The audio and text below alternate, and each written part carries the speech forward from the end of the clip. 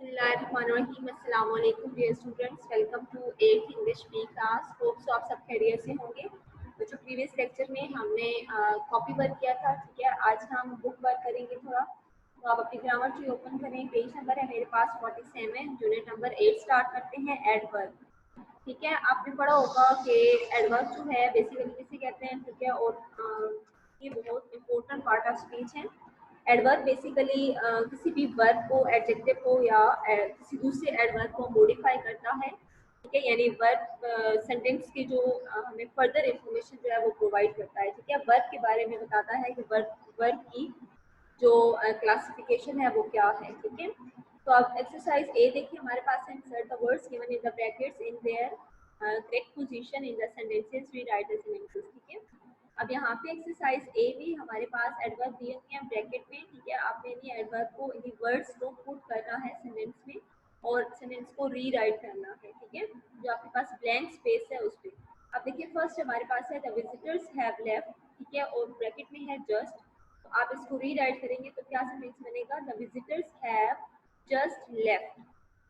ठीक है, अब मैं करेक्ट सेंटेंसेस बोलूंगी इनमें एडवर्ब पुट करके और आपने वो राइट करने हैं। ठीक है, फर्स्ट है the visitors have just left. Next है the car slowly rolled down the hill. Number 3 है he carefully removed the broken glass from the floor. Number 4 है I think you behave very selfishly. Number 5 है I sometimes feel angry at our noisy neighbors. Number 6 है Do you often go out in the evening? Number 7 है Fortunately the weather stayed fine through the week. Number 8 है We will soon find out the result. Number 9 है Rehan was in a hurry so he ate his breakfast quickly. Number 10 है Alice and John are happily married. ठीक है, next हमें adverb की definition दी हुई है, इसको आपने अंडरलाइन करना है और याद भी करना है। An adverb is used to modify the meaning of a verb, an adjective और एन अदर एडवर्ब। ठीक है, वही चीजें जो हम पहले डिस्कस कर चुकी हैं। एग्जांपल इसकी देखिए नेक्स्ट पेज पे है, page number 48। My brother has a habit of taking fast talking fast. ठीक है, अब इसमें टॉकिंग जो है वो वर्ब है जिसको फास्ट जो है वो मॉडिफाई कर रहा है। तो यहाँ पे प्रूव हो रहा है कि इट मॉडिफाइज द वर्ब। ठीक है, नेक्स्ट है we were extremely happy for her, modifying the adjective happy. ठीक है, यहाँ पे आप वो एडजेक्टिव को मॉडिफाई कर रहा है। शी वर्क्स वेरी स्लोली, अब यहाँ पे स्लोली जो कि एक और एडवर्ब है उसको मॉडिफाई कर रहा है। देखिए adverbs are broadly categorised into simple, compound and derivational. ठीक है, अब देखिए काइंड्स ऑफ सेंटेंसेस क्या क्या है जी। एडवर्ब ऑफ टाइम है जिसमें टाइम मेंशन किया जाता है। ठीक है, कौन सा एक्शन है वो किस वक्त उसकी हैपनिंग हुई है। ठीक है, इसको किससे शो करते हैं, कौन से वर्ड्स होते हैं, since, for, ago, before, today, still, yet, soon. ठीक है, फिर एडवर्ब ऑफ प्लेस, किस जगह पे एक्शन जो है वो टेक प्लेस हुआ है। तो उसके लिए हम here, there, away, near, everyday, nowhere choose करते हैं। उसके बाद है एडवर्ब ऑफ मैनर। ठीक है, कि किस तरह से जो है वो जो एक्शन है वो किस तरह से टेक प्लेस हुआ है। ठीक है, तो उसके लिए हम क्या करते हैं, bravely, happily, fast, quickly, gladly, etcetera. ठीक है, उसके बाद है एडवर्ब ऑफ फ्रीक्वेंसी, यानी एडवर्ब ऑफ फ्रीक्वेंसी जो है वो कि जो एक्शन जो है वो किस स्पीड से हुआ है। तो यहाँ पे always, sometimes, never, rarely, usually, daily, once, occasionally use करते हैं। फिर एडवर्ब की पोजीशन बताई गई है कि या तो ये before the main verb use होता है, यानी मेन वर्ब से पहले यूज होता है।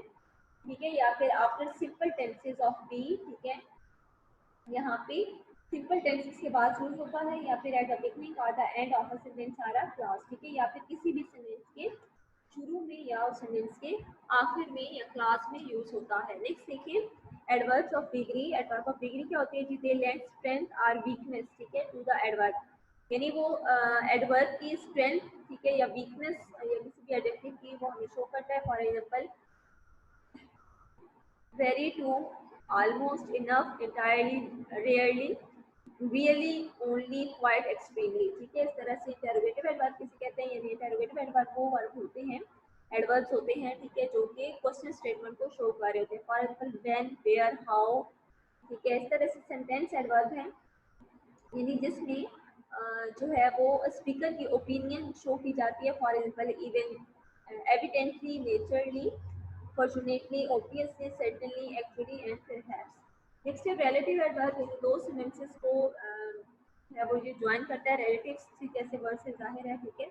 It modifies the main verb but also function somewhat like relative pronoun. जैसे रिलेटिव प्रोनाउन जो है वो शो करता है अपना फंक्शन, बिल्कुल ये भी इसी तरह से, यानी दो सेंटेंसेस को आपस में ज्वाइन करता है। For example you didn't tell me why you went to meet the principal. अब इसमें यू डिडंट टेल मी एक अलग सेंटेंस है and you went to meet the principal अलग है, तो इन दोनों को ज्वाइन करने वाला जो है वो रिलेटिव प्रोनाउन है, जो एक दूसरे से रिलेट कर रहे हैं सेंटेंसेस को, ठीक है। अब नेक्स्ट देखिए एक्सरसाइज बी है, identify the adverbs in the following sentences as well as the words they when they modify remember they could be only then ly words, ठीक है।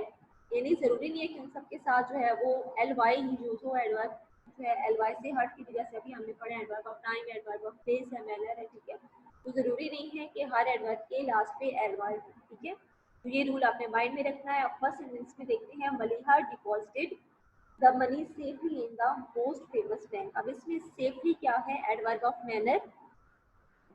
सेफली को अंडरलाइन करेंगे, ऊपर लिखेंगे एडवर्ब ऑफ मैनर।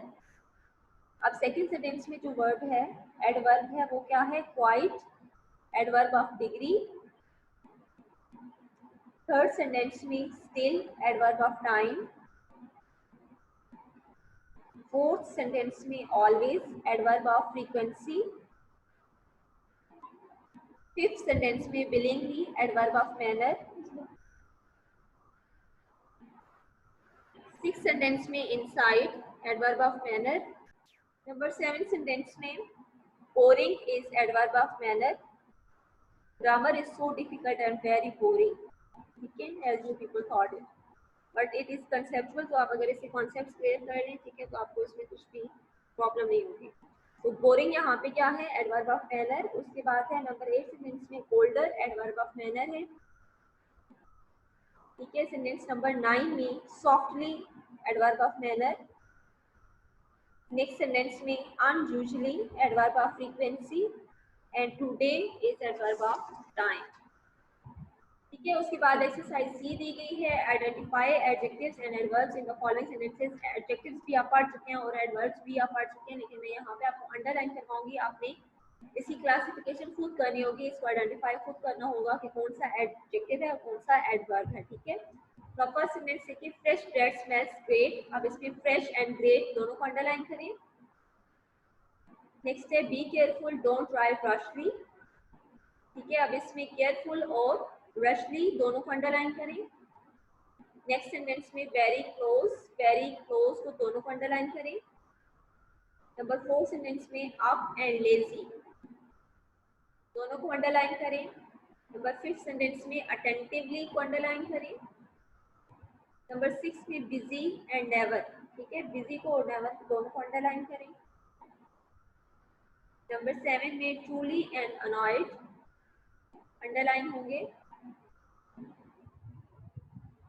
8 सेंटेंस में hard को underline करेंगे। Sentence number 9 में इनक्रेडिबल एंड डिफिकल्ट, ठीक है, दोनों को अंडरलाइन करें। और नंबर 10 सेंटेंस में रेगुलरली को आप अंडरलाइन करेंगे, ठीक है बच्चों। अब अंडरलाइन तो मैंने आपको करवा दिए, लेकिन now it's up to you कि आप इसको खुद गेस करें कि एडजेक्टिव कौन से और एडवर्ब कौन से, क्योंकि दोनों टॉपिक पे आप अलग अलग यूनिट्स जो है वो पढ़ चुके हैं, ठीक है। तो उसमें कुछ डिफिकल्ट नहीं होना चाहिए, फिर भी अगर कोई प्रॉब्लम हुई तो आप मुझसे पूछ सकते हैं। नेक्स्ट देखिए कंपैरिजन ऑफ एडवर्ब्स, ठीक है। एडवर्ब्स का कंपैरिजन किस तरह से होता है, जैसे एडजेक्टिव का कंपैरिजन हम करते हैं, ठीक है, उसमें हम क्या करते हैं, पॉजिटिव डिग्री होती है, फिर कंपैरेटिव डिग्री होती है, फिर सुपरलेटिव डिग्री होती है। एग्जैक्ट इसका भी वही रूल है, ठीक है। इसके लिए भी पॉजिटिव डिग्री होती है, कंपैरेटिव होती है और सुपरलेटिव होती है, ठीक है। तो हम डायरेक्ट है इसको आपको रीड आउट कीजिएगा और डायरेक्ट एक्सरसाइज डी पे आते हैं। Fill in the blanks with the comparative degree of the adverbs given in the box, ठीक है। अब यहाँ पे आपने जस्ट जो है वो कंपैरेटिव डिग्री यूज करनी है, ठीक है, सुपरलेटिव नहीं यूज करनी और उसी के साथ ही जो है वो पॉजिटिव भी नहीं करनी, बल्कि जस्ट कंपैरेटिव डिग्री यूज करनी है, यानी जो दो चीज़ों का, दो यूज है वो पर्सन टू पर्सन का कंपैरिजन करने के लिए हम यूज करते हैं। If you want to win the game practice dash, ठीक है, तो practice harder, HARDER, harder. Next है if you want to reach school on time wake up earlier, EARLIER, earlier. Next है number 3, if you want to earn others respect behave more politely. Number 4 है if you want to walk to school live somewhere closer. Number 5 है if you often get headaches use the computer more occasionally. Number 6 है if you don't want to miss the bus walk faster. Number 7 है if you want everyone to hear speak louder. If you want the signboard to be visible put it up higher. If you can't talk to her now you can call up later. If you want to lose weight exercise more regularly.